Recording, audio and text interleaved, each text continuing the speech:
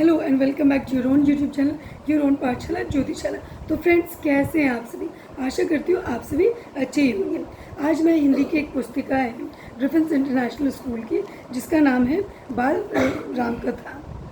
बाल राम कथा। इसमें एक चैप्टर है चित्रकूट में भरत। इसके पहले कि मैं चैप्टर की शुरुआत करूं, यदि अब तक आपने मेरा चैनल सब्सक्राइब नहीं किया है तो इसे आज ही सब्सक्राइब करें और मुझे कमेंट सेक्शन में ये भी बताएं कि आपको मेरे चैनल पर किस तरह के वीडियोस चाहिए, ताकि उसका कंटेंट मैं अपलोड कर सकूं। और फ्रेंड्स, यदि आपको मेरा वीडियो पसंद आता है तो इसे लाइक एंड शेयर अवश्य करें। तो चलिए वीडियो की शुरुआत करते हैं। चित्रकूट में भरत कैकई राज्य में थे। अपनी नैनीहाल में अयोध्या की घटनाओं में सर्वथा अनभिज्ञ यानी अनजान थे। भरत जो थे अपनी माता कैकई के साथ अपने नैनीहाल यानी अपनी नानी घर गए हुए थे, और यहाँ अयोध्या में जो घटनाएं चल रही थी उनको बिल्कुल भी इसके बारे में कोई भी ज्ञान नहीं था। लेकिन वे चिंतित थे, लेकिन उन्हें कुछ न कुछ चिंता छाई हुई थी। उन्होंने एक सपना देखा था, पर उसका अर्थ पूरी तरह नहीं समझ पा रहे थे। संगी साथियों के साथ बातचीत में उन्होंने कहा, मैं नहीं जानता कि उसका अर्थ क्या है, पर सपने में से मुझे डर लगने लगा है। मैंने देखा कि समुद्र सूख गया है, चंद्रमा धरती पर गिर पड़े, वृक्ष सूख गए, एक राक्षसी पिता को खींच कर ले जा रही है। वे रथ पर बैठे हैं, रथ गधे खींच रहे हैं। तो इस तरह का कुछ सपना, अटपटा सा कुछ सपना भरत जी ने देखा था, और वो सपने को इंटरप्रेट नहीं कर पा रहे थे, यानी कि वो समझ नहीं पा रहे थे कि ये सपने का अर्थ क्या है। जबकि उन्होंने अपने दोस्तों के साथ भी, ये अपने मित्रों के साथ भी ये सपने को शेयर किया, लेकिन कोई भी फिगर आउट नहीं कर पाया कि वो क्या सपना देख रहे हैं। तो वो कुछ इस तरह का सपना देख रहे थे कि उनके पिताजी को एक राक्षसी खींच के ले जा रही है, और उसके पिताजी के रथ को कुछ गधे खींच के ले जा रहे हैं। वृक्ष सूख गए, चंद्रमा धरती पर गिर पड़ा है, और समुद्र सूख गया है।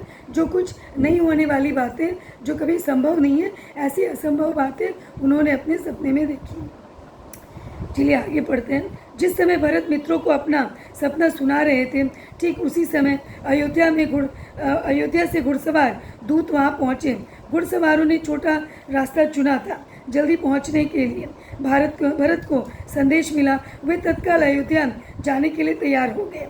तो जब वो अपने मित्रों को अपना सपना शेयर कर ही रहे थे, तभी अयोध्या से कुछ घुड़सवार आए और भरत जी को ले जाने के लिए वे आए थे। और वे छोटा रास्ता यानी कुछ शॉर्टकट रास्ता पकड़ कर आए थे, तो वे जल्द पहुंच पाए, क्योंकि भरत का अयोध्या पहुंचना अनिवार्य था। भरत को संदेश मिला, वे तत्काल अयोध्या जाने के लिए तैयार हो गए। नैनीहाल में भरत का मन नहीं लग रहा था, उचट गया था। वह अयोध्या पहुंचने को उतावले थे, उनका मन भी नैनीहाल में नहीं लग रहा था, और वे जाने के लिए काफ़ी उत्सुक भी थे। कैकई राज ने भरत को विदा किया, यानी उनके नाना जी ने उनको विदा किया 100 रथों और सेना के साथ। 100 रथ भेजे उनके साथ, और सेनाएं भी बहुत सारी भेजी। उन्हें घुड़सवारों से अधिक समय लगा, लंबा रास्ता पकड़ना पड़ा। सेना और रथ खेतों से होकर नहीं जा सकते थे, तो क्योंकि काफ़ी लंबी चौड़ी सेना के साथ वो जा रहे थे, तो उन्हें काफ़ी समय लग गया अयोध्या पहुंचने में। वे जंगल के रास्ते नहीं जा सकते थे, उन्हें मैदानों का रास्ता अपनाना पड़ा। वे 8 दिन बाद अयोध्या पहुंचे। तो कुल कैकई देश से अपने राज्य अयोध्या उनको कुल 8 दिन लग गए। नदी पर्वत लांघते थके हुए और चिंतित। तो उनके रास्ते में नदी आई, पर्वत आए यानी पहाड़ आए, उनको पार करते हुए वे थके हारे और बहुत चिंतित होकर वे अयोध्या पहुँचे। भरत ने अयोध्या नगरी को दूर से देखा। नगर उन्हें सामान्य नहीं लगा, तो अयोध्या नगरी को वो दूर से देखा तो अयोध्या उनको पहले जैसी समान नहीं लगी, बदला सा था। अनिष्ट की आशंका उनके मन में और गहरी हो गई। तो कुछ अनहोनी हुई है, कुछ अलग हुआ है, ये उन्होंने बाहर से ही भांप लिया था। यह मेरी अयोध्या नहीं है, क्या हो गया है, इसे उन्होंने पूछा। तो बोलते कि ये मेरी अयोध्या नहीं है, पता नहीं अयोध्या को क्या हो गया है। सड़कें सूनी हैं, बाग बगीचे उदास हैं। सड़कें भी काफ़ी सूनी हैं और बाग बगीचे उदास हैं। सब लोग कहाँ गए? वह तुमुलनाथ कहाँ है?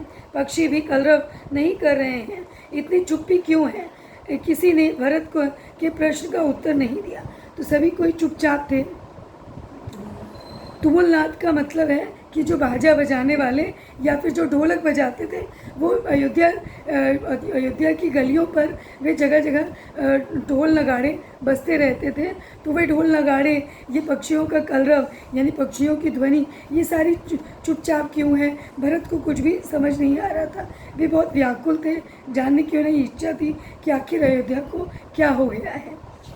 नगर पहुंचते ही भरत सीधे राजभवन के महाराज दशरथ के प्रासाद की ओर, प्रासाद का यहाँ मतलब है उनके महल की ओर, महाराज वहाँ नहीं थे।